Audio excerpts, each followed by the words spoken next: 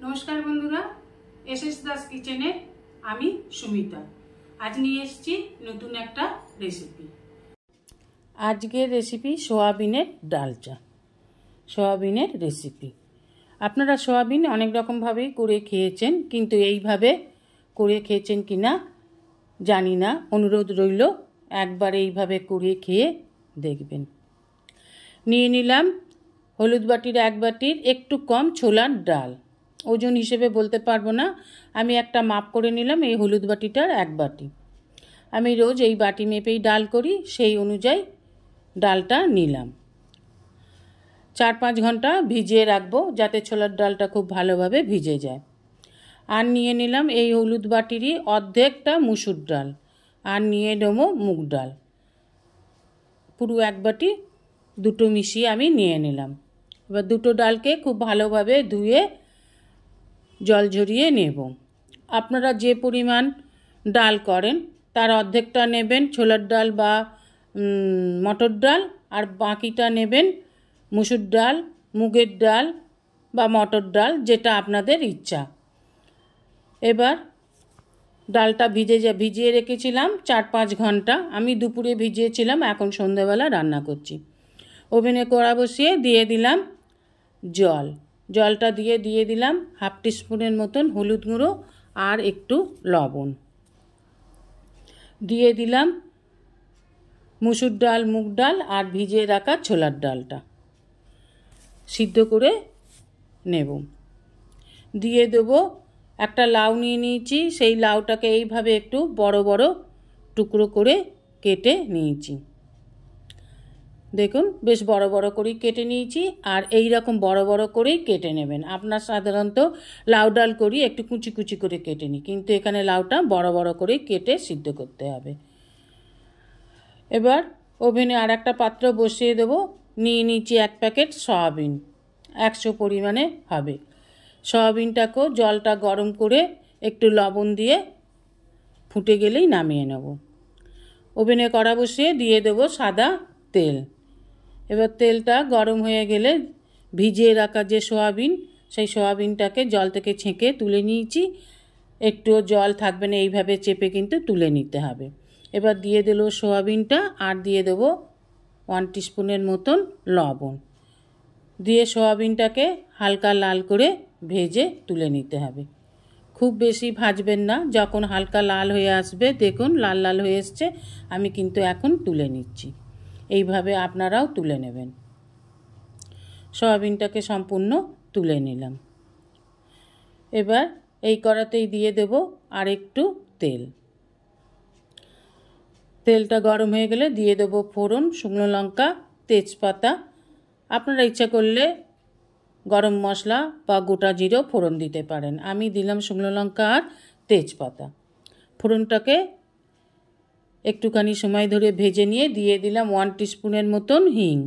হিং দিলে স্মেলটা খুব ভালো হয় আর খুব সহজে হজম হয়ে যায়। আর দিয়ে দিলাম এখানে 4টে মিডিয়াম সাইজের পেঁয়াজ কুচি করে কেটে রেখেছিলাম, সেই কুচিটাই এখানে পেঁয়াজ কুচিটা এখানে দিয়ে দিলাম।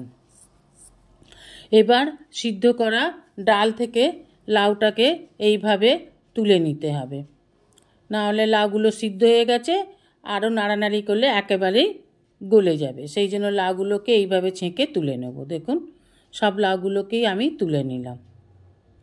এইভাবে আপনারাও তুলে নেবেন। দেখুন আর লাউ নেই, সব লাউগুলোকে আমি তুলে নিলাম।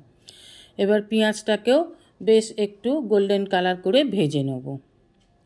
গোল্ডেন কালার করে না ভাজলে কিন্তু বেরেস্তা ভালো হয় না, তাই পেঁয়াজটাকেও ভালো করে ভেজে নেব।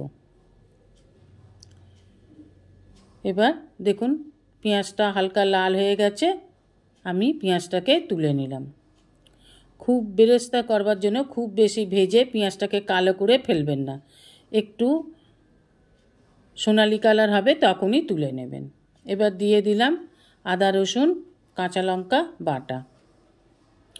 এবার আদা রসুন কাঁচা লঙ্কা পেঁয়াজের সাথে ভালোভাবে কষে নিন, যেন পেঁয়াজ আদা রসুনের কাঁচা গন্ধটা না থাকে। খুব ভালোভাবে কষে নেব। এবার দিয়ে দেবো টমেটো কুচি। টমেটো দিয়েও পেঁয়াজের সাথে ভালো করে কষে নেব। টমেটোটা যাতে একেবারেই মিশে যায় সেইভাবে কষে নিতে হবে, আর টমেটোর কাঁচা গন্ধটা যেন না থাকে। দিয়ে দেবো 1 টিস্পুন লবণ। লবণটা বুঝে দিতে হবে, কেননা আমরা আগে ডাল সিদ্ধ করবার সময় সয়াবিন ভেজানোর সময় কিন্তু লবণ দিয়েছিলাম। এখন দিয়ে দিলাম হলুদ গুঁড়ো, লাল লঙ্কার গুঁড়ো আর দিয়ে দিলাম জিরে গুঁড়ো। এবার সমস্ত উপকরণগুলোকে খুব ভালোভাবে মিশিয়ে কষিয়ে নেব। মশলা যত কষাবেন খেতে তত ভালো হবে। দিয়ে দেবো 1 টিস্পুন চিনি। চিনি দিলে টক ঝাল মিষ্টির স্বাদটা ব্যালেন্সটা ভালো হয়, তাই জন্য অবশ্যই একটু চিনি দেবেন। আর যদি পছন্দ না হয় আপনাদের, চিনিটাকে স্কিপ করে যাবেন। এবার দিয়ে দেবো ভেজে রাখা সয়াবিনগুলোকে। এবার সয়াবিনটাকে খুব ভালোভাবে এই মশলার সাথে কষে নেব, যাতে সয়াবিনের মধ্যে এই মশলার ঝাল মশলাটা খুব ভালোভাবে সোক করে নেয়। এবার ডালটাকে, সিদ্ধ করা ডালটাকে দিয়ে দেব। ভালোভাবে সমস্ত উপকরণের সাথে ডালটাকে মিশিয়ে দিন। দিয়ে দেব ঢাকা। 4-5 মিনিট খুব ভালোভাবে ফুটিয়ে নেব। দেখুন ফুটে গেছে খুব ভালোভাবে। এবার একটু নেড়ে মিশিয়ে নিয়ে দিয়ে দিলাম লাউগুলোকে। এবার লাউগুলোকেও খুব ভালোভাবে মিশিয়ে দিন। এই সময় লাউটা দিলে লাউ কিন্তু আর একেবারে গলে যাবে না, যেরকম দিলেন ঠিক সেই রকমই গোটা গোটা থাকবে। দিয়ে দেব ধনেপাতা কুচি। দিয়ে দেব 1 টিস্পুনের মতন গরম মশলার গুঁড়ো আর বেরেস্তা।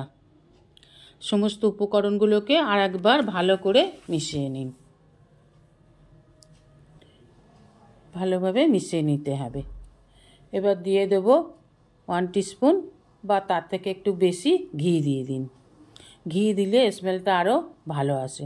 দেখুন আমার কিন্তু ছোলার ডাল, মুসুর ডাল, মুগ ডাল সব কিন্তু একেবারে গলে যায়নি, একটু একটু গোটা আছে। ছোলার ডালটা তো ভালোই গোটা আছে, আর মুসুর ডাল আর মুগ ডালও কিন্তু একবারে গলে যায়নি।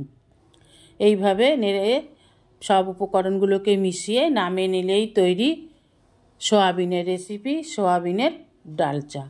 এবার ভাত, রুটি, পরোটা, লুচির সাথে পরিবেশন করুন।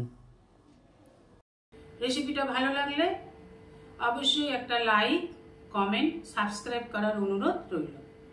পাশে থাকা বেল আইকনটিতে ক্লিক করে দেবেন নিউ ভিডিওর আপডেট যাতে সবার আগে আপনার কাছেই পৌঁছে যায়। নমস্কার, আজ এই পর্যন্তই। আবার দেখা হবে নতুন একটা রেসিপির সাথে নতুন একটা দিনে। ভালো থাকবেন, সুস্থ থাকবেন, সঙ্গে থাকবেন। নমস্কার।